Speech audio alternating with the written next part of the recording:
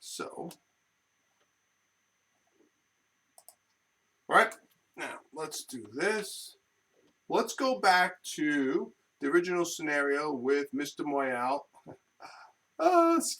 Goofy having the $100,000 in his shoebox, right, in his closet. He decides to put it in the bank for safekeeping. Okay, just kind of like a little review here, right? Goofy goes to Bank A and he deposits the money, right, in Bank A. Checkable, so M1 was originally 100,000 in currency. It's now checkable deposits of 100,000, but M1's still 100,000, right? The bank's got to hold 10,000.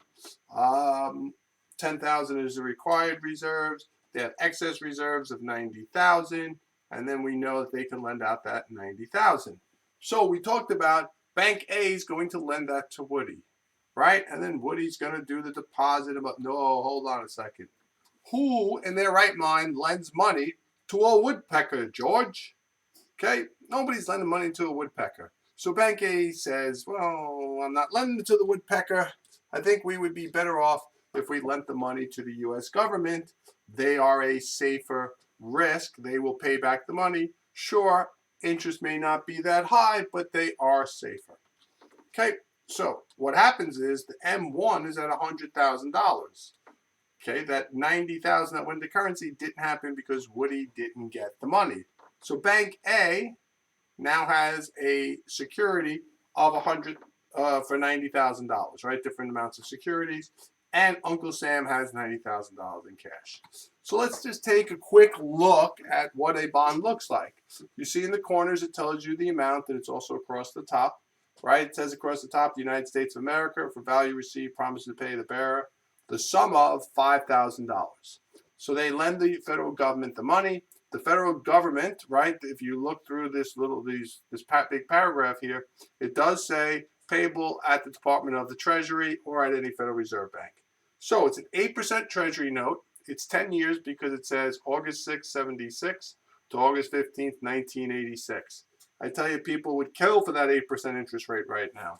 All right, and it is signed by the Secretary of Treasury, who today would be Janet Yellen, first woman Treasury Secretary, first person to ever hold Federal Reserve Chairman, economic advisor to the President, and Treasury Secretary. Okay, pretty impressive for the young lady from New York.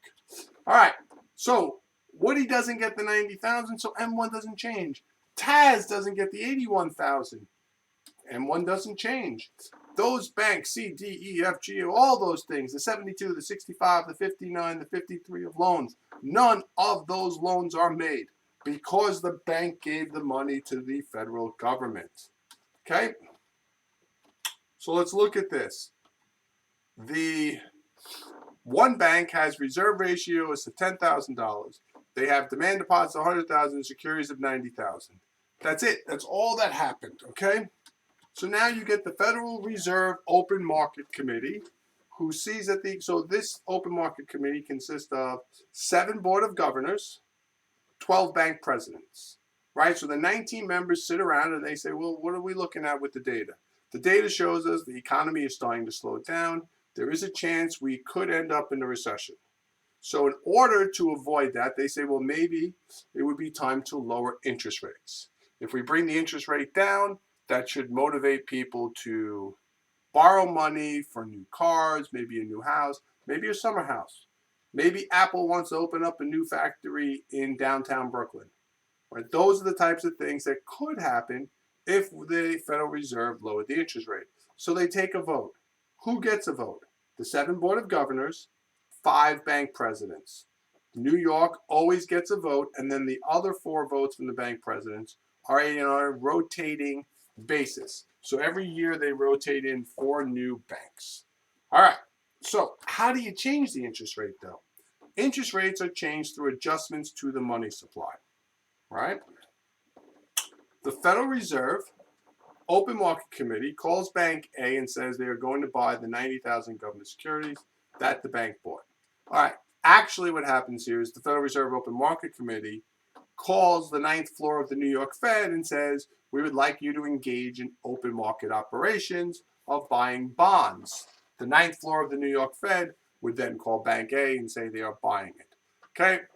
Everybody remembers the ninth floor, right? Okay, anyway, they do that. Bank A now has money. Bank A got the money. Federal Reserve has the security. So now Bank A is back with that $90,000. Guess what? That little woodpecker doesn't look so bad right now. So Bank A lends Woody the $90,000, and $90,000 increases. M1's now increased by $90,000 because the Federal Reserve bought the security from Bank A. Right now, there's always some of you who say, "But Mr. Mooney, does Bank A have to sell it to them?" Yes, Bank A has to sell it to them. Okay. Now, let's look at this graphically. So we have the quantity of money on the X and the nominal interest rate on the Y. We have a downward sloping demand for money curve. The reason it is downward sloping is because it's influenced by nominal interest rates. The lower the nominal interest rate, the more quantity demanded of money. The higher the interest rate, the less demand for quantity of money. Okay, and then we have a vertical money supply curve. And I'm sure you're saying to yourself, why is the money supply vertical?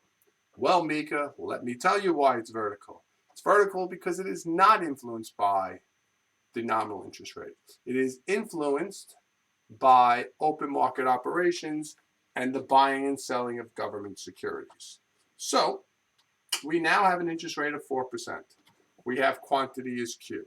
Okay, so that's where the market currently is when the Federal Open Market Committee notices the economy is slowing down. So they say, let's lower the interest rates. How is that done? Okay, well, they buy bonds. The bonds increases the money supply, shown by a rightward shift of the money supply curve to MS2.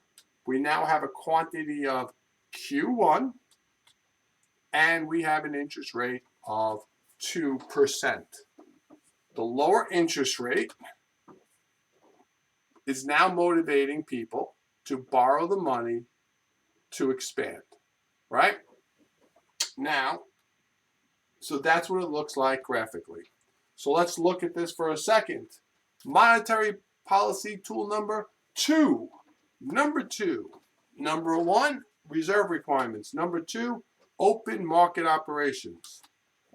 When the Open Market Committee sees the economy in recession, it buys securities. The Federal Reserve is receiving securities. The banks are receiving money because the bank is selling it to the Fed, right? The Fed is buying securities. This causes the money supply to increase, rightward shift of the curve, and nominal interest rates to fall, right? Now, what happens when that same committee sits down and looks and says, yeah, you know what? This economy is growing too quickly. We're starting to see some inflation. Maybe we should slow things down a little bit, right? All of a sudden, GPAs are blowing. Nah, let's not even get there. All right. So they decide to call the ninth floor and say engage in selling of government securities. So now the Fed says to the bank, now we have securities. We're selling them to you because we want your cash. So the Fed is taking the cash away from the banks. Right? The banks now have less money to lend out because they have these pieces of paper. The money supply decreases, leftward shift of the money supply curve, causing nominal interest rates to rise, to discourage borrowing. And if interest rates are high, I may be more likely to save money than I am to spend money. All right, so that is monetary policy tool number 2. Okay. And I think we all feel this way. All right, so that, my friends, concludes tool number 2.